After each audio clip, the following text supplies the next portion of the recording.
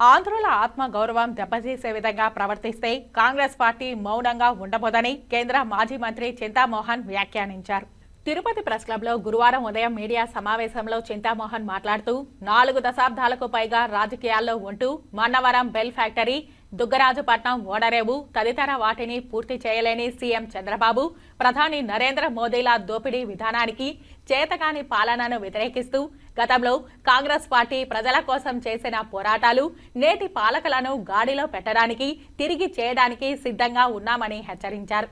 ఈ విలేకరుల సమావేశంలో కాంగ్రెస్ నాయకులు యార్లపల్లి గోపి, సావిత్రమ్మ, శాంతి తదితరులు పాల్గొన్నారు. 32 మంది కేంద్ర మంత్రుల్ని ఒప్పించి ప్రధానమంత్రి ఆ రోజు చేసే ముందు ఈరోజు బీజేపీలో ఉన్నాడు కిరణ్ కుమార్ రెడ్డి. ఆయన చెప్పాడు, రామాయపట్నానికి నువ్వు ఇస్తే సరే, లేకపోతే నేను ఒప్పుకోనంటే కూడా ప్రధానమంత్రి డాక్టర్ మన్మోహన్ సింగ్ అని పక్కన పెట్టి నేను చెప్పిన ఊరికి దుగ్గరాజుపట్నానికి పోర్టు ఇచ్చాడు. ఏంది పోర్టు? ఏం ప్రయోజనం ఈ పోర్టు వల్ల? తిరుపతికి ఏం లేదనుకోవచ్చు మీరు. కానీ ఈరోజు బొంబాయి ఈరోజు అభివృద్ధికి వచ్చిందంటే అక్కడ ఉన్నటువంటి పోర్టు వల్ల. విశాఖపట్నం అభివృద్ధికి వచ్చిందంటే అక్కడ పోర్టు వల్ల. మద్రాసు పైకి వచ్చిందంటే అక్కడ పోర్టు వల్ల. పోర్టు అనేది చాలా ముఖ్యం. ఈ పోర్టు వల్ల తిరుపతి ఇది మహాపట్టణం కావడమే కాదు, చుట్టుపక్కల ఉన్నటువంటి కాళహస్తి, నాయుడుపేట, సోళ్ళూరుపేట, వెంకటగిరి, గూడూరు ఇవన్నీ మహాపట్టణాలు ఒక గొప్ప పట్టణంగా తయారయ్యే ఉద్దేశంతో తీసుకొని వచ్చాం. దీనివల్ల లాభం కొన్ని వందల పరిశ్రమలు వస్తాయి. మద్రాసులో $150 బిలియన్ ఎకానమీ ఉందంట. ఈ ప్రాంతం అభివృద్ధికి వస్తుంది. అంతేకాదు 1 లక్ష మంది మామూలు చిన్న సన్నకారు రైతులు కోటీశ్వర్లు అవుతారు. 1 లక్ష మంది పేద బలహీన వర్గాలు దాదాపుగా కొన్ని లక్షల మంది లక్షాధికారులు అవుతారు. ఆ ఆలోచనతోనే దుగ్గరాజుపట్నం పోర్టును తీసుకురావడం జరిగింది. ఆ రోజు కేంద్ర మంత్రిమండలి ఆమోద ముద్రవే కాదు, మరి ఆ రోజు ఆ విభజన చట్టంలో, ఆంధ్రప్రదేశ్ విభజన చట్టంలో పోలవరం క్రిందనే పెట్టించాను నేను దుగ్గరాజుపట్నం ఓడరేవు నిర్మాణం. మరి ఈరోజు దాని గతి ఏంటి? చంద్రబాబు నాయుడు 2014లో ముఖ్యమంత్రి అయ్యాడు.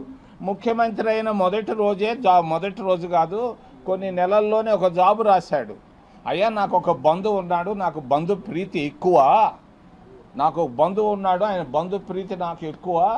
మా ఇంటి పేరే అయింది కూడా, చింతా విశ్వేశ్వరరావు నాకు బంధువు.